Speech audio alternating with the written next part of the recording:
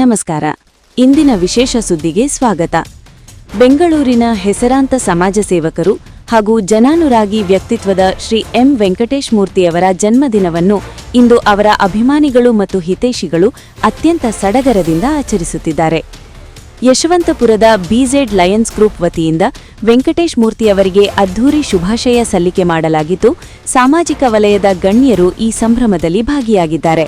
ವೆಂಕಟೇಶ್ ಮೂರ್ತಿಯವರಿಗೆ ಹೂಗುಚ್ಛ ನೀಡುತ್ತಿರುವ ದೃಶ್ಯ, ಕೇಕ್ ಕತ್ತರಿಸುವ ಸಂಭ್ರಮ, ಅಭಿಮಾನಿಗಳ ಸಮೂಹ. ಇಂದು ಮಾರ್ಚ್ 3, ಸಮಾಜದ ಏಳಿಗೆಗಾಗಿ ಸದಾ ಶ್ರಮಿಸುವ ಶ್ರೀ ಎಂ ವೆಂಕಟೇಶ್ ಮೂರ್ತಿಯವರ ಹುಟ್ಟುಹಬ್ಬ.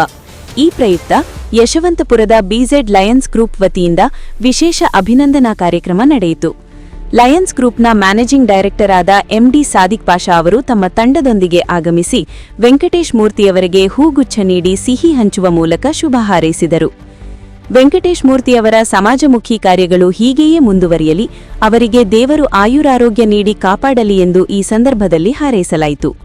ಸುರೇಶ್ ಗೌಡ ಅವರು ವೆಂಕಟೇಶ್ ಮೂರ್ತಿಯವರ ಜೊತೆಗಿರುವ ಕಾರ್ಯಕ್ರಮದ ಮತ್ತೊಂದು ವಿಶೇಷವೆಂದರೆ, ಮಲ್ಲೇಶ್ವರಂ ರತ್ನ ಎಂದೇ ಖ್ಯಾತಿ ಪಡೆದ ಹಿರಿಯ ಸಮಾಜ ಸೇವಕರು ಹಾಗೂ ನಾಯಕರಾದ ಡಿ ಸುರೇಶ್ ಗೌಡ ಅವರು ಕೂಡ ವೆಂಕಟೇಶ್ ಮೂರ್ತಿಯವರಿಗೆ ಆತ್ಮೀಯವಾಗಿ ಜನ್ಮದಿನದ ಶುಭಾಶಯ ಕೋರಿದರು.